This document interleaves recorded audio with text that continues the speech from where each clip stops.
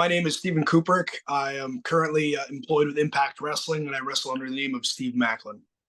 So what inspired you to join the Marines? Uh, I, I guess growing up in a household, my dad was the Army, my uncle was a Marine, my grandfather on my mother's side was Army as well.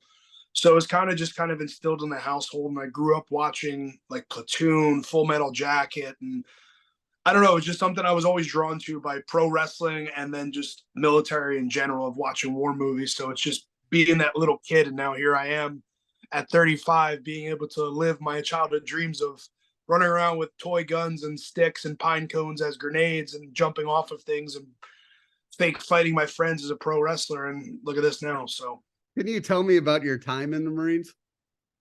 I got out of every bit of it what I wanted.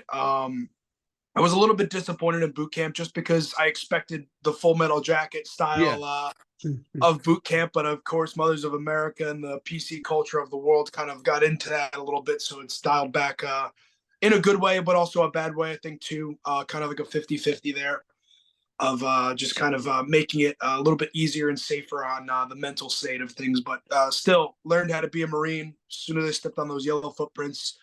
That just feeling of just gratification of like, I can do this and this is something I want to do, what I was meant to do.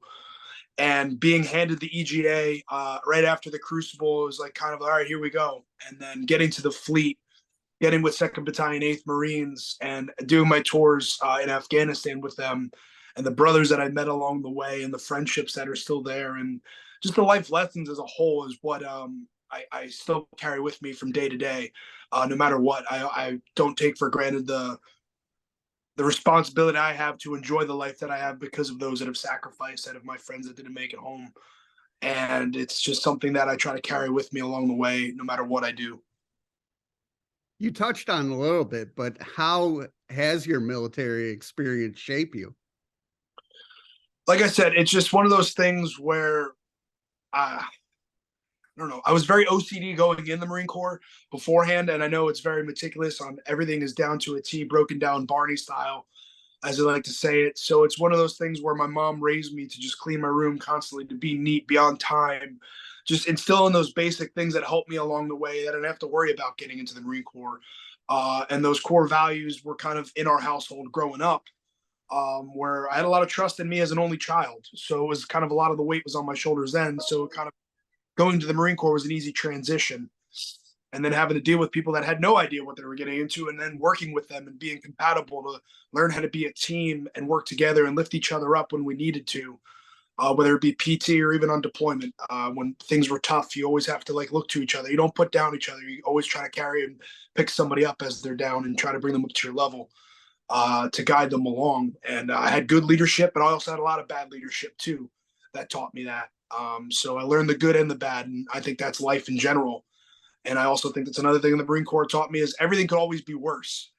It could always be raining. It could just things like that. When you be out in the field training and it's like, oh, it could be worse, it could be raining. And then it would end up raining, like, oh, it could be worse. And it could be cold and snowing, and then it'd be snowing.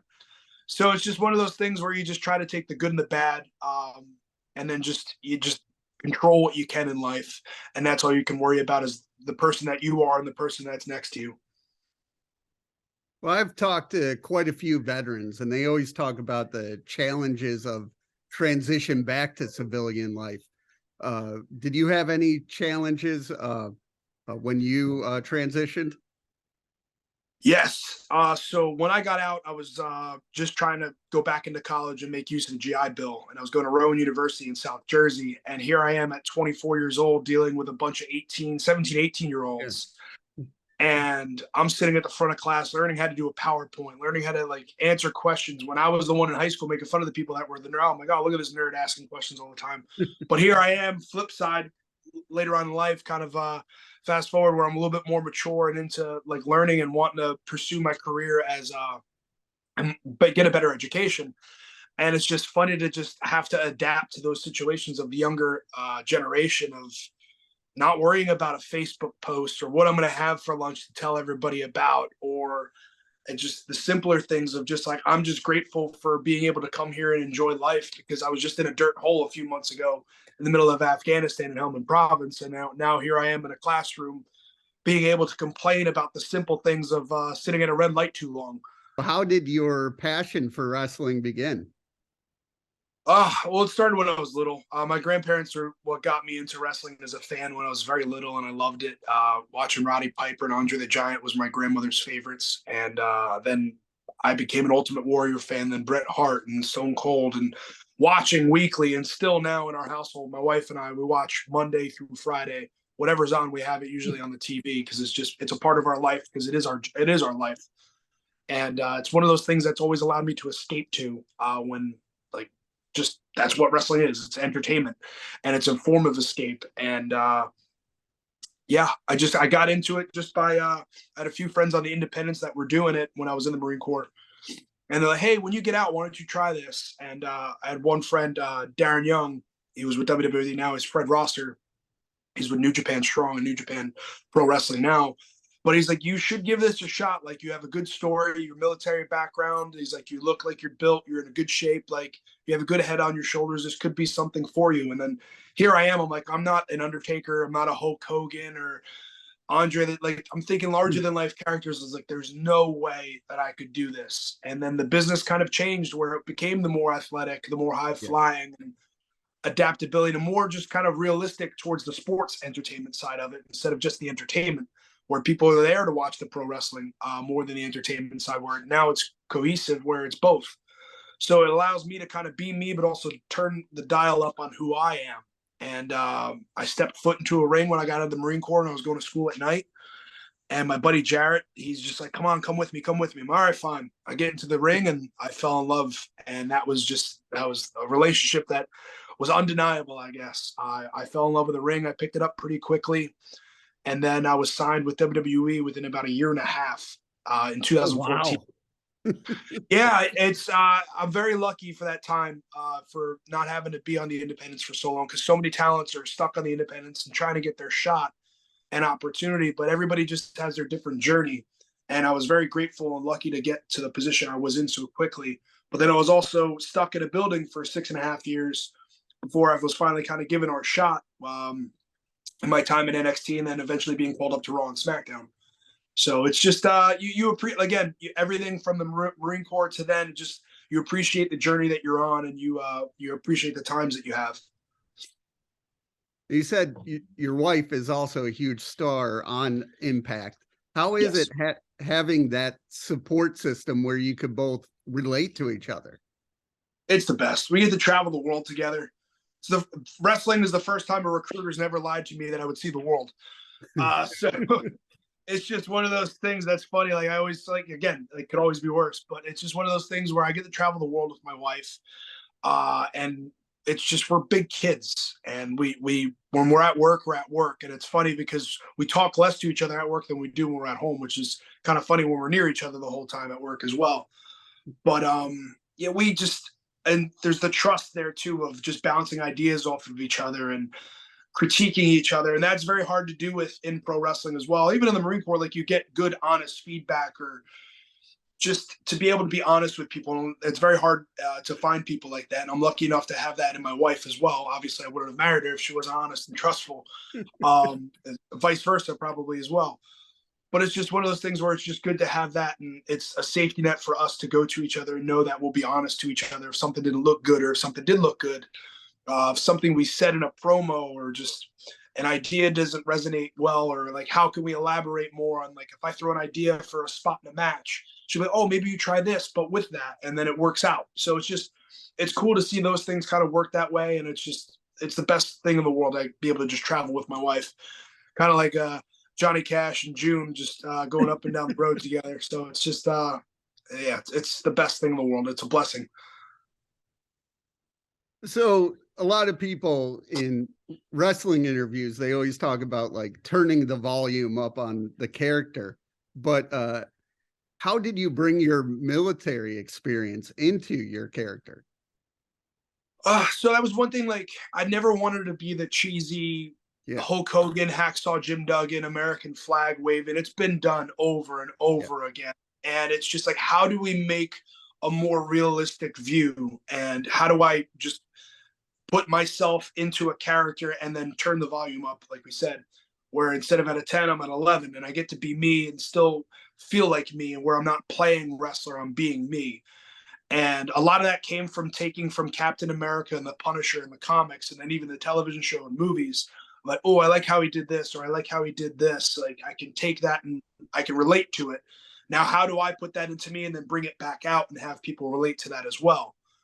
And then I also try to instill a lot of things of my time in the military. I'm actually staring at it right now. My next jacket for Rebellion, I have front toward enemy written across the chest, and that's on a claymore most people know of, where it's just breaking down Barney style to not let somebody blow themselves up. Is you put this side towards front toward enemy.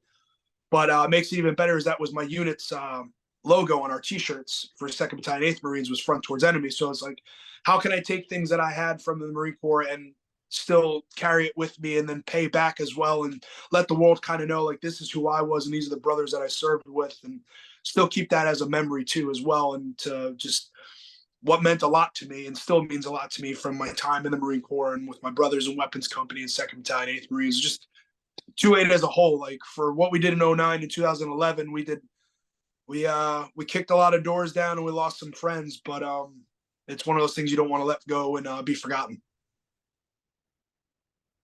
So, are there any similarities in military and wrestling in terms of physical and mental health, focusing on those? Yes, everything is a hurry up and wait game in pro wrestling, just as it is in the military, especially in the Marine Corps, where you're showing up at 0400 for 10 a.m. trucks to show up to take into the field, where you're staging and then you're crashing to sleep a little bit. So you're always early, and then you're working for the good bit about a time, and then you're back on the road. And it's the same thing in pro wrestling, where it's just constant go, and there's more travel and there is more ring time. You can multiple hours, days to get to a venue, and then you work for 10, 15 minutes to an hour, and then you're on to the next town. So it's just one of those things where you try to give every bit of you in each match. At least I know I do. When I wrestle, is try to give all of me and put everything I have into that match that I'm going into the next day, so that I can get out of it the most and also entertain the fans. And that's one of those things where it also resonates back to the Marine Corps, is like, if I take care of me in this situation, I take care of everybody else, no matter what. You worry about the guy to the left and right in you, and that's the same thing in the ring as well as even your opponent. I know we're suspending disbelief, but we're also trained in learning how to take care of each other and how to properly do things and suspend that disbelief when we're hitting each other, where it's not killing each other, but you're also making contact in a safe way.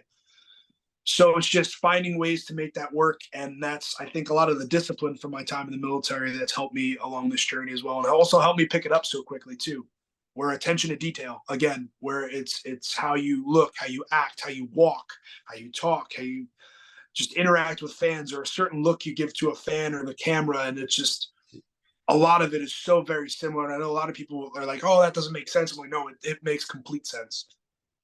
How does it feel, to be in a giant match for the title? It's awesome. I did with Sports Illustrated interview. It's funny, like how in 2009 I was in a dirt hole, and this was always a thought. I had my buddy Chance and Blake in 2011 on our deployment in Marja. They're always just like, "Oh, you're gonna be an action figure one day," or because I always told them, I was like, wrestling is something, like I always had that idea of like, oh, maybe I can get out and go do this, and they're like, you can, like, why couldn't you? And they would always just sit there and just like, you're gonna be an action figure. I'm all right. I'm still don't have an action figure yet, which I'm working towards. But to be in the main event at Rebellion for the Impact World title against Kushida, who's a world-renowned talent, Yeah. I'm very much looking forward to this match, just because it's a long time coming, and it's almost 12 years in this business and working towards a big moment like this, and it's well worth the wait and well worth the hard work as well, and grinding. And again, being a grunt in the Marine Corps relates to being a grunt in pro wrestling, where you keep your head down, you work your ass off, and eventually something good comes out of it. You try not to kiss ass or skylight people to get ahead. And I've always instilled that as well, from taking away from bad leadership in the military, of never wanting to be that guy. And I take a lot of pride in the hard work that I put into what I do and the love that I have for what I do. What motivates you? My wife, my home, just life in general. I try to get the most out of it I can. I think it's another thing to take away from the Marine Corps is my time on deployment is just taking every moment and every bit I have into everything I do and giving my all. and enjoying life and getting every bit of life out of it, because there's multiple times I shouldn't be alive. There's friends that I've lost that aren't here. So I try to just appreciate what I have and the opportunities that I have in front of me, because it can be gone like that and you never know when it's going to be. And for them to sacrifice, I was actually thinking about this in the gym earlier today too, but for them to sacrifice everything and to have nothing to show for it now with kind of the world and the situation we're in, at least in my opinion, um, I know I can carry on their name and work towards something better in my life because of the sacrifice they had.